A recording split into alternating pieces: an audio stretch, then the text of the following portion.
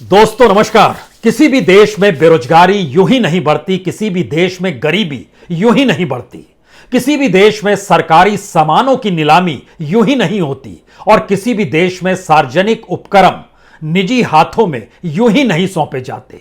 हर कोई जानता है कि देश की अर्थव्यवस्था पटरी से उतर जाए, देश को चलाने के लिए इतनी पूंजी सत्ता और सरकार के पास ना हो तो फिर वो क्या करेगी? एक के बाद एक सार्वजनिक उपक्रमों को बेचेगी, निजी हाथों में सौंपेगी, चाहे वो कौड़ियों के मोल ही क्यों ना हो। और शायद यही वजह है कि भारत में बेरोजगारी दर जो लगातार बढ़ रही है, उसमें भी जो बच्चे एजुकेटेड ही नहीं बल्कि हायर एजुकेशन के साथ मौजूद हैं, जो ग्रेजुएट कर चुके हैं। आप कल्पना कर पा रहे हैं कि इस देश में ग्रेजुएट लड़कों की अनएम्प्लॉयमेंट रेट क्या होगी? 42% 2017 में हुआ करती थी, लेकिन 2020 तक आते आते यह 64% तक पहुंच गई है। इस देश के भीतर में गरीबी बढ़ गई है। एनएसओ का डाटा निकल कर आया, लेकिन सरकार ने वो डाटा भी छुपा लिया और 2013-14 में जो पॉवर्टी लाइन 22% को दायरे में लिए हुई थी, वह 2019-20 में 26% तक पहुंच गई। लेकिन सवाल है, डाटा छुपाने से या सार्वजनिक उपक्रमों को बेचकर किसी तरीके से इस देश को चलाने की प्रक्रिया इस देश को आगे नहीं बढ़ा सकती है। इसलिए आज हम शायद इस कंगाल अर्थव्यवस्था के ताबूत में जो सरकार एक आखिरी कील ठोकने जा रही है, हमें लगता है उसको लेकर अब सचेत हो जाइए। क्योंकि भारत के भीतर में जितने भी पीएसयूज हैं, उसमें आप बैंकों को भी जोड़ लीजिए। जो भी कंगाल होने की स्थिति में आए, उसको एक ऑर्गेनाइजेशन ने पैसे से मदद किया। भारत के भीतर में बैंक भी डूबने लगे तो उसे भी इसी ऑर्गेनाइजेशन ने अपना पैसा देकर उसे मजबूत करने की कोशिश की। और भारत के लिए पहली पंचवर्षीय योजना से लेकर 2017-22 तक जो आखिरी पंचवर्षीय योजना इस देश में चल रही है, उसमें भी सबसे ज्यादा पैसा नहीं बल्कि एक लिहाज से पूरा पैसा ही जिस ऑर्गेनाइजेशन का लगा हुआ है, वह भी संयोग से सरकारी है। और 1956 में इस देश में बीमा क्षेत्र को लेकर जब नेशनलाइजेशन का जिक्र हुआ था, उस वक्त नेहरू ने कहा था पार्लियामेंट के भीतर में, हम इसलिए इसका राष्ट्रीयकरण कर रहे हैं कि लोगों का पैसा जो बीमा क्षेत्र में लगेगा उसको कम से कम लूटने की प्रक्रिया ना हो, क्योंकि अभी तक जितने भी प्राइवेट सेक्टर्स थे वह बीमा के नाम पर लोगों को लूट रहे थे। तो सबको एक साथ कर 1956 में पार्लियामेंट के भीतर एक कानून बना था। लेकिन कल्पना और परिस्थितियों को देखिए, 65 बरस के बाद उसी संसद को इंतजार हो चला है कि अब एक कानून पास करेंगे जिसमें इस बीमा क्षेत्र को निजी हाथों में सौंपने की तैयारी होगी। इसको टेक्निकल वर्ड में आईपीओ कहते हैं, लेकिन आईपीओ एलआईसी का। एलआईसी भारत में एक ऐसी संस्था है जो दुनिया की किसी भी संस्था की तुलना में सबसे बड़ी है। एक ऐसी संस्था है जिसमें किसी भी देश के नागरिकों की संख्या उस ऑर्गेनाइजेशन से जो जुड़ी हो वह सबसे ज्यादा है। जितनी बड़ी पूंजी उस ऑर्गेनाइजेशन यानी एलआईसी में लगी है, उतनी दुनिया के किसी भी ऑर्गेनाइजेशन में जनता का पैसा नहीं लगा है। लेकिन 100% हिस्सेदारी बीते 65 बरस से इस देश की सरकार के पास रही और इस एलआईसी ने खूब पैसा कमाया, खूब पैसा बनाया। देश भर के हर कमोवेश हर राज्य में, और हर राज्य के हेडक्वार्टर्स यानी कैपिटल में ही नहीं बल्कि तमाम जगहों पर उसके अपने दफ्तर हैं। इतनी बड़ी तादाद में उसमें कर्मचारी काम करते हैं जो लाखों की तादाद में है। इतना बड़ा स्टाफ, इतने सारे ऑफिस और इस देश के 24 करोड़ लोग अपनी पॉलिसीज के साथ एलआईसी से जुड़े हैं। यानी कल तक यानी अभी तक भी जो दूसरों को खरीद लेता था, अब उसी को अगर बेचने की तैयारी हो रही है, तो क्या यह भारत की कंगाल होती अर्थव्यवस्था के ताबूत में कहीं आखिरी कील तो साबित नहीं होने जा रही है? आज इस बात का जिक्र इसलिए जरूरी है क्योंकि पहले एक स्थिति देख लीजिए, सिर्फ 5 करोड़ भारत सरकार ने 1956 में दिए थे और एलआईसी उसके बाद लाइफ इंश्योरेंस कंपनी बनी थी। लेकिन उसके बाद से पहली योजना में ही 1956 से 61 के बीच में 18,400 करोड़ रुपए इस देश के लोगों ने एलआईसी में लगाए और एलआईसी ने वो पैसा भारत सरकार को दिया और भारत सरकार ने उसको अपनी पहली पंचवर्षीय योजना में लगाया। इस रफ्तार को जब आप समझना शुरू करेंगे तो 1997 से 2002 तक के बीच आते आते 1 लाख से पार हो गया 1,70,000 करोड़ रुपया। यह एलआईसी का पैसा भारत के इंफ्रास्ट्रक्चर में लगा और वो एलआईसी में पैसा जो आ रहा था वो अलग अलग लोग जो पॉलिसीज लेते थे उन्हीं का पैसा था। क्योंकि जब आप 100% हिस्सेदारी सरकार की होती है तो गारंटी सरकार लेती है, लेकिन जब निजी हाथों में वो चीजें जाएंगी तो फिर गारंटी सरकार की नहीं होगी और प्राइवेट सेक्टर की होगी। और इस देश के भीतर नहीं बल्कि दुनिया भर में प्राइवेट सेक्टर का पहला मंत्र है खुद मुनाफा कमाना, जनता को मुनाफा देना नहीं। तो बीमा का प्रीमियम और बीमा को लेकर जो पैसा दिया जाता है वह आने वाले वक्त में क्या होगा यह तो दूर की गोटी है। लेकिन जिस देश में 24 करोड़ लोग एलआईसी से जुड़े हों और आखिरी पंचवर्षीय योजना 2017 से 2022 तक में जो पैसा लगा हुआ है वो 28,01,483 करोड़ है। सरकार को तय करना है, सरकार के मातहत यह संस्था चलती है, जनता इसमें पैसा देती है, उसके जरिए उसको जो भी बोनस मिलता है और जो भी मिलता है, क्योंकि बीमा क्षेत्र का मतलब ज्यादातर यही होता है कि मौत के बाद आपको बहुत सुविधाएं और पैसे के जरिए जो भी है आपको मिल जाएगा, लेकिन मौत नगण्य के बराबर है, वो दशमलव में आएगी और बाकी जो पैसा मिलता है इससे एलआईसी फैलती फूलती चली गई। देश के कितने बड़े हिस्सों में वो काम कर रही है, कितनी बड़ी तादाद में वहां पर काम करने वाले लोग हैं, या इससे समझ लीजिए कि 1,40,000 कर्मचारी हैं। इससे समझ लीजिए कि उसमें जो एजेंट काम करते हैं उनकी तादाद भी तकरीबन 12 लाख के करीब है। इस देश के भीतर में उसके 2,000 से ज्यादा ब्रांचेस हैं, 8 जोनल ऑफिस जो पूरे उसके एसेट हैं और सारी चीजें हैं, ये 36 लाख करोड़ की है। उसका 25% हिस्सा आईपीओ में आएगा। आईपीओ का मतलब होता है वो शेयर बाजार में चला जाएगा। शेयर बाजार का मतलब यह होता है कि शुरुआत में उसको बड़ी तादाद में लोग खरीदेंगे, लेकिन उसके अगले बरस उसकी कीमत जब बढ़ेगी तो जो बड़ी कीमत देगा और जो कम कीमत में वो शेयर्स होंगे वह उसको बेचेगा और मुनाफा पालेगा। लेकिन यह बड़ी कीमत कौन खरीदेगा? जाहिर है पैसा किसके पास होगा? आम आदमी के पास नहीं होगा। इस देश में जिसने प्रीमियम ले रखा है उसके पास पैसा नहीं होगा, कॉरपोरेट के पास होगा, इंडस्ट्रियलिस्टों के पास होगा। इस देश के भीतर में जो भी पूंजीपति है उसके पास पैसा होगा। एलआईसी पर धीरे धीरे प्राइवेट हाथों का कब्जा फैलता चला जाएगा। लेकिन उससे पहले जरा एक डॉक्यूमेंट हमारे पास है जो एलआईसी ने किस किस रूप में कितनी मदद इस देश को की है। इसको आप सिर्फ इससे समझ लीजिए कि इस देश के भीतर में जो लोग भी इस वक्त अपने आप को दिवालिया घोषित कर देते हैं और वह पैसा बैंक से उठाते हैं, उन बैंकों को भी पैसा एलआईसी ने दिया होता है। जैसे पंजाब नेशनल बैंक, उसका जो घपला घोटाला नीरव मोदी और मेहुल चौकसी के जरिए हुआ, उससे एक बड़ा नुकसान एलआईसी का हुआ। एलआईसी ने पीएनबी को भी लगभग 1400 करोड़ रुपए उसके भी डूब गए। इतना ही नहीं, कुछ और bank, union bank, Allahabad bank, इन सारे बैंकों को उसने अपने तौर पर पैसा दिया हुआ है। आईडीबीआई बैंक जब कंगाल होने की स्थिति में आया तो किसने खरीदा? 13,000 करोड़ के लगभग एलआईसी ने ही लगाया और 91% 51% की हिस्सेदारी आज की तारीख में एलआईसी की है। एलआईसी हर चीज को उबारता रहा है, लेकिन इसी दौर में ऐसा क्या होता है, मोदी काल में ही ऐसा क्यों होता है कि एलआईसी का एनपीए भी 100% बढ़ जाता है। यानी जिस वक्त मोदी सत्ता में नहीं थे उस वक्त एनपीए 3.3%, आज की तारीख में वो 6.5% से पार कर गया है एनपीए। इसी काल में ऐसा क्यों होता है? इसी काल में वो तमाम कंपनियां पैसा क्यों नहीं लौटा पाती हैं और इसी काल में वो कंपनियां खुद को दिवालिया घोषित क्यों कर देती है, जो बैंकों से लोन लेती है, जो एलआईसी से लोन लेती है, जो एलआईसी बैंकों को लोन देती है, वो सारी चीजें इसी दौर में क्यों डूबती है? और अब जब डूब रही है और ये परिस्थितियां देश में चल रही है तो क्या एलआईसी को भी आप बेचने की प्रक्रिया में आ रहे हैं?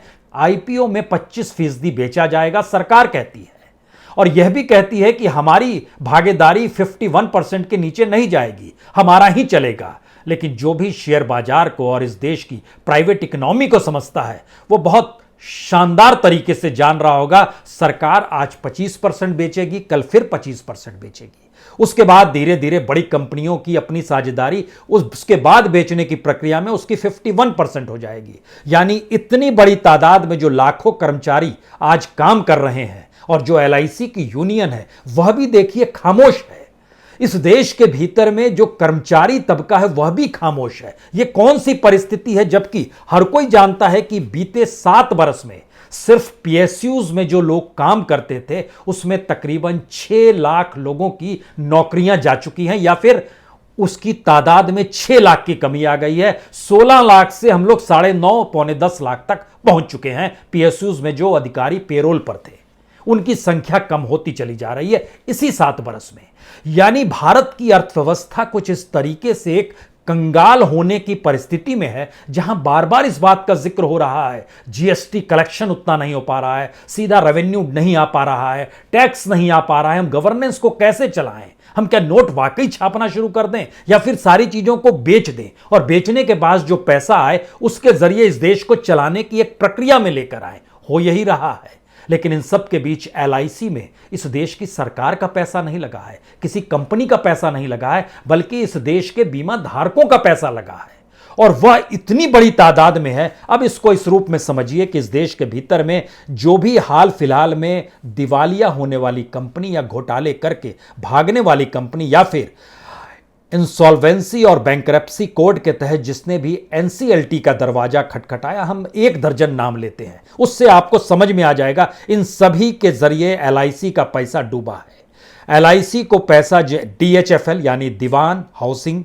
फाइनेंशियल लिमिटेड 6,500 करोड़ रुपया, रिलायंस कैपिटल 4,000 करोड़ रुपया, Indiabulls and housing finance 3,250 crore रुपया, Piramal capital house and housing 1,500 crore रुपया, यस बैंक 6,000 करोड़ रुपया। ये एक लंबी फहरिस्त है। इसमें इंडस्ट्रीज का नाम आएगा तो ABG shipyard, Alok industry, Amtek FDO, मडनेरा industries, JP infratech, Jyoti structures, Rainbow paper, Orchid pharma, ये तमाम एक लिस्ट है जो बताने के लिए काफी है कि किस रूप में एलआईसी का पैसा यहां पर गया है, और यह जनता का पैसा था। ओएनजीसी जब डूबने और एनजीसी के आईपीओ का जब जिक्र आया तो 1,40,000 करोड़ रुपए और किसी ने नहीं लगाए, एलआईसी नहीं लगाए। जो सरकारी सिक्योरिटीज और शेयर बाजार में जो पैसा लगा है वो एलआईसी का औसतन कमोवेश हर बरस लगभग 55 से 65,000 रुपया लगता ही है। यानी इस पूरी प्रक्रिया में एक चीज ध्यान दीजिए, इस देश में किसी भी मुश्किल हालात में कौन उबारने वाला था तो वो एलआईसी थी, जिसके लिए आईपीओ की तैयारी सरकार ने कर ली है। अगले सत्र में वो पार्लियामेंट में लेकर आएगी और कहेगी हमें चाहिए कि आईपीओ लाने के लिए उस कानून में तब्दीली कर दी जाए जिस कानून के तहत 1956 में कहा गया था कि हर बीमा धारक को पैसा देने की जिम्मेदारी सरकार की होगी। अब वो शिफ्ट हो जाएगी और वो निजी हाथों में जब जा रहा है तो ये कॉलम भी हट जाएगा उससे। अब सवाल ये है कि भरोसे का प्रतीक तो एलआईसी है, ये उसके नारे में चलता है, लेकिन इन सब के साथ जब हम इस बात का जिक्र कर रहे हैं कि लगभग 11-12 लाख एजेंट हैं, 1,41,000 एम्प्लॉई हैं, और इंश्योरेंस मार्केट शेयर जो है यानी इस देश के भीतर में जो बीमा क्षेत्र है उसका जो पूरा सिर्फ एलआईसी का शेयर है, क्योंकि ये आईपीओ निकालने के लिए जो पेपर तैयार किया गया है उसमें मेंशन किया गया है 69%। 2014 तक ये 76% था, आज ये 69% है। और एलआईसी की अलग अलग कंपनियां और भी हैं जिसमें हाउसिंग फाइनेंस भी है, एलआईसी म्यूचुअल फंड भी है, एलआईसी पेंशन फंड भी है, एलआईसी कार्ड सर्विस भी है। ये तमाम चीजें इसके जरिए, और दुनिया के 3 देश ऐसे हैं जहां पर यह एलआईसी के दफ्तर हैं और वो डायरेक्ट चलाती है। उसमें फिजी है, उसमें मॉरिशस है, उसमें ब्रिटेन का जो इलाका है वेम्बले, वहां पर भी इसका ऑफिस है। और भारत के भीतर में चाहे वह कनॉट प्लेस का इलाका हो, चाहे मुंबई में नरीमन पॉइंट का इलाका हो, लखनऊ, हैदराबाद, पटना, कहीं पर भी जो प्राइम जगह पर है वहां पर इसकी संपत्ति, इसका हेडक्वार्टर काम करता है। सवाल यह है कि यह सारी संपत्ति क्या धीरे धीरे एक झटके में चली जाएगी प्राइवेट हाथों में, और भारत के भीतर में जो अभी तक जो कंपनी तमाम परिस्थितियों से इस देश को बचाते चली आई थी। जब हम आपसे जिक्र कर रहे थे कि इस देश में कितने लोग हैं एलआईसी से जुड़े हुए, जो आईपीओ में जिक्र किया जा रहा है वो तकरीबन 30 करोड़ लोगों का है। यानी एवरेज इस देश के भीतर में जो भी पैसा जिस भी रूप में लग रहा है, उसमें एक परिकल्पना यह सोचिए कि जो LIC के पास पैसा आया, जैसे कोविड से पहले के साल में आप देखिए, जो ग्राहकों के जो प्रीमियम से कमाई थी वह 3,37,000 करोड़ की थी 2019 में। 2019 में जो रिटर्न जो निवेश से आ रहा था वो तकरीबन 2,20,000 करोड़ का था। लेकिन इसका दूसरा सच यह भी है कि लगभग 4 लाख करोड़ रुपया जो कर्ज तमाम कंपनियां उठाए हुए हैं वह अभी भी इनको दे नहीं पा रही है। यह कर्ज की स्थिति है। और जिस रूप में NPA दुगना हो गया, 3.3% से बढ़कर 6.5% हो गया, यह बताने के लिए काफी है कि बीते 65 बरस में इस देश के भीतर में कोई भी PSU LIC के तौर पर इतनी तेजी से नहीं बढ़ा, क्योंकि जनता इसी पर भरोसा करती रही और LIC के जरिए जनता ने अपने सुरक्षा को भी देखा। लेकिन अब जब वो प्राइवेट सेक्टर में जाएगी और पैसा डाइवर्ट होगा, तब क्या होगा? इसका अगला सवाल यह है कि इस देश में जो भी इंफ्रास्ट्रक्चर के लिए पैसा लगता है, उस इंफ्रास्ट्रक्चर पर पैसा लगाने में सबसे बड़ी तादाद इस देश के भीतर में LIC की रही है। और LIC को संयोग से NDA गवर्नमेंट ने ही फॉरेन डायरेक्ट इन्वेस्टमेंट के लिए खोला। वाजपेयी सरकार ने पहले राउंड में 26% किया, फिर 49% किया, मोदी गवर्नमेंट ने 74% कर दिया। और इन सब के बीच जो IPO लाने की तैयारी हो रही है, और जिस IPO को लेकर यह कहा जा रहा है कि हम तकरीबन 1 लाख करोड़ रुपया इससे हमको मिल जाएगा। लेकिन आप कल्पना कर रहे हैं कि 1 लाख करोड़ रुपया सरकार को IPO के जरिए जो कमाने का जो टारगेट रखा गया है, इसके अलावे भी डिसइन्वेस्टमेंट का एक बड़ा टारगेट रखा गया है। और बीते दिनों जो निजीकरण को लेकर 6 लाख करोड़ का जो टारगेट बताया गया है, आखिर कोई भी कंपनी इस दौर में क्यों डिसइन्वेस्टमेंट जो सरकार ऐलान कर रही है वो नहीं खरीद पा रही है? और किसी ने नहीं खरीदा। जिस डिसइन्वेस्टमेंट के तहत इस बार सरकार के बजट में 1,75,000 करोड़ का जो टारगेट है, जानकर हैरत होगा कि अभी डिसइन्वेस्टमेंट की रकम जो है वो 10,000 करोड़ भी पार नहीं कर पाई है। लेकिन इसके IPO से सरकार को तकरीबन 1 लाख करोड़ की कमाई होगी, इससे कोई इनकार नहीं कर सकता है। क्योंकि यह दुनिया के सबसे रईस ऑर्गेनाइजेशंस में है, जिसमें सबसे ज्यादा भागीदारी है, जिसका मार्केट शेयर 70% तक है, जो देश के इंफ्रास्ट्रक्चर को डेवलप करने में लाखों रुपया लगातार लगाए हुए। और उस सफर पर अगर आप चलना चाहें, जो हमने जिक्र किया था 1956 से 61 के बीच में 18,400 करोड़ रुपया, और जब इस सफर को आगे बढ़ाइएगा तो 1980 में यह बढ़कर हो जाता है 7,000। उस समय कुछ कम हुआ था क्योंकि भारत की इकोनॉमी डामाडोल थी, लेकिन इसमें रफ्तार सही मायने में आती है 1997 के बाद से। और उस रफ्तार की स्थिति यह हो गई कि 2012-17 में जो खास तौर से पंचवर्षीय योजना थी, उसमें 14,23,000 करोड़ रुपए LIC का पैसा भारत के इंफ्रास्ट्रक्चर को डेवलप करने में लगा, इस देश को बनाने में लगा। यानी जनता का पैसा ही सरकार PSUs के जरिए कैसे इस देश को डेवलप करती है, यही तरीका ही रहा है। दूसरा कोई मॉडल कहीं पर काम करता नहीं है। लेकिन जब आप जनता के पैसे को, चाहे वो बैंक के जरिए हो, चाहे वो LICs के जरिए हो, अगर इन पैसे को आप प्राइवेट हाथों में उनको ताकत दे देते हो, तो वह अपने मुनाफे को कहीं तेजी से आगे बढ़ाएंगे, आपके पास एक मुश्त पैसा आ जाएगा। यहीं से असल सवाल शुरू होता है, क्या वाकई भारत की स्थिति ऐसी हो गई है जहां पर पहली बार भारत उस कंपनी को भी बेचने को तैयार है जो उस कंपनी की हैसियत तमाम कंपनियों को खरीदने की है? क्योंकि ध्यान दीजिए, BPCL जो डिविडेंड सबसे ज्यादा जिसने इस बरस दिया, तकरीबन 8,600 करोड़ रुपया, उसको खरीदने के लिए भी अभी जो कमाई सरकार सोच रही है वो 45 से 50,000 करोड़ के बीच में सोच रही है कि वह पावर दे दिया जाए। उसके लिए अलग अलग बिड हुई है, लेकिन अभी भी किसी ने लिया नहीं है। तरीका सरकार के पास दूसरा बच नहीं पा रहा है, क्योंकि इस देश के भीतर में कोई भी कुछ भी अगर लेगा तो उसको उसके लिए मेहनत भी करनी होगी और इस देश को आगे बढ़ना भी होगा। लेकिन देश के जेब में तो पैसा ही नहीं है। जो कंज्यूमर क्लास था उसके पास पैसा नहीं है। मिडिल क्लास टैक्स के तले दबा जा रहा है। अब अपर क्लास जो है वो समझ रहा है कि उसकी इंडस्ट्री में काम नहीं है, प्रोडक्शन बंद है, मैन्युफैक्चरिंग सेक्टर बंद है। एक के बाद एक मैन्युफैक्चरिंग की स्थिति को भी अगर देखना शुरू कीजिए, कल ही तो ऐलान हुआ है कि फोर्ड अपने मैन्युफैक्चरिंग को बंद कर रहा है। इससे पहले जनरल मोटर्स ने बंद किया था, हार्ले डेविडसन जा चुका है। ये सारी परिस्थितियां क्या बतलाती है कि भारत के भीतर का वो मार्केट गायब हो चला है जो कि कंज्यूमरिज्म यानी उपभोक्ता पर टिका हुआ था, जहां पे खरीदार की जेब में पैसा था। अब आपके पास ना रोजगार है और ना ही रईसी है, लेकिन सरकार की रईसी और सरकार चलाए रखने के लिए जो बेसिक पैसा चाहिए वो पैसा हम इस देश को ही बेच दें क्या?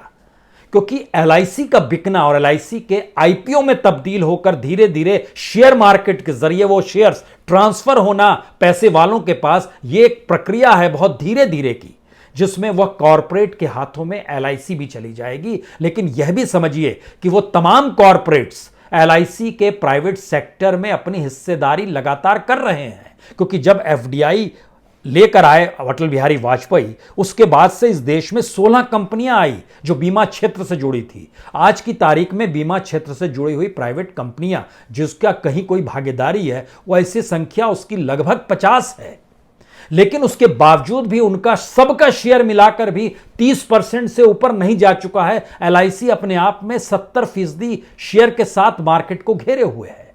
तो जो प्राइवेट सेक्टर पे लोगों का भरोसा नहीं है, उसी प्राइवेट सेक्टर के हाथों में यह सरकारी परिस्थिति भी अगर आप सौंप रहे हैं, और उस बड़ी पूंजी के साथ जो देश के अलग अलग हिस्सों में जिसकी एक पहचान और पकड़ है, अगर वह आईपीओ के जरिए, यह बहुत साफ है कि आईपीओ के बाद सरकार कह रही है कि हम पॉलिसी धारकों को सोवरेन गारंटी देंगे। लेकिन सवाल है कि फर्स्ट आईपीओ आएगा, कुछ दिन बाद देश की नब्ज टटोली जाएगी, फिर सेकंड आईपीओ भी आएगा, तब तक इस आईपीओ की कीमत शिफ्ट हो चुकी होगी शेयर मार्केट के हिसाब से, और धीरे धीरे कॉरपोरेट का ये खेल जो शुरू होगा, इसको आप इसलिए भी समझिए क्योंकि इसमें हर उस कॉरपोरेट, बड़े कॉरपोरेट की रुचि है जहां पर एकमुश्त कंज्यूमर उसको मिल रहा हो, और एलआईसी का कंज्यूमर एकमुश्त मिल रहा है।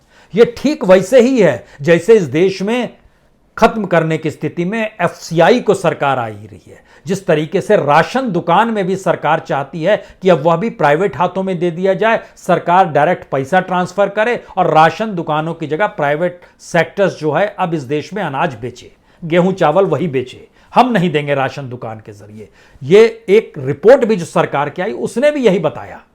इसके मतलब बहुत साफ हैं कि इस देश के भीतर की जो कंगाल परिस्थितियां हैं उसको किस रूप में सुदृढ़ किया जाए, इस इकोनॉमी को डेवलप कर पाने की स्थिति में मौजूदा सरकार नहीं आ पा रही है, या सरकार उस मुहाने पर जाकर खड़ी हो गई है। अगर वो डेवलप करने की सोचेगी तो शायद उसको अपने तौर तरीकों को बदलना होगा गवर्नेंस के, और अगर नहीं सोचेगी तो इसको चलाए रखना होगा किसी भी तरीके से। अगर उसके जहन में है कि 2024 तक सरकार हमारी है तो 2024 तक इस देश को कंगाल बनाए, अगर उसे लगता है नहीं हो 2024 में भी जीत जाएंगे, एक भ्रम की स्थिति इस देश में बनी हुई है, तो 2029 तक यह देश कंगाल होगा। लेकिन सवाल है कि यह देश तो रहेगा ना, यहां के लोग भी रहेंगे, यानी राजनीतिक सत्ता आने वाले 2 साल में, 3 साल में, 5 साल में, 10 साल में कभी भी जाएगी तो, लेकिन जो भी देश चलाने आएगा उसके सामने तो यही देश होगा, और इस देश की अर्थव्यवस्था के ढांचा भी उसके सामने यही होगा।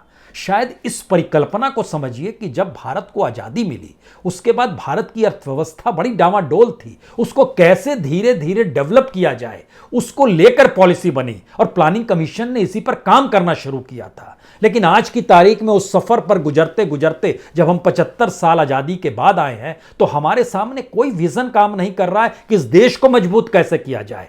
उल्टे इसका मसला यह है कि हमको कैसे इस देश से पैसा कमाया जाए, और उस पैसा कमाने की प्रक्रिया में राजनीतिक सत्ता भी बनी रहे और कॉरपोरेट इस देश को चलाने की प्रक्रिया में भी आ जाए, यानी सरकार तमाम जिम्मेदारियों से मुक्त हो जाए और हर चीज उस प्राइवेट सेक्टर के हाथ में आ जाए जो पहले अपना मुनाफा देखेगी, यानी कॉन्स्टिट्यूशन का वह शब्द भी गायब हो जाए जिसमें इस देश को एक वेलफेयर स्टेट के तौर पर देखा गया था। तो क्या वाकई एलआईसी भारत की कंगाल होती अर्थव्यवस्था के ताबूत पर आखिरी कील साबित होगी? स्थिति वही बन रही है। सचेत हो जाइए। बहुत बहुत शुक्रिया, बहुत बहुत शुक्रिया।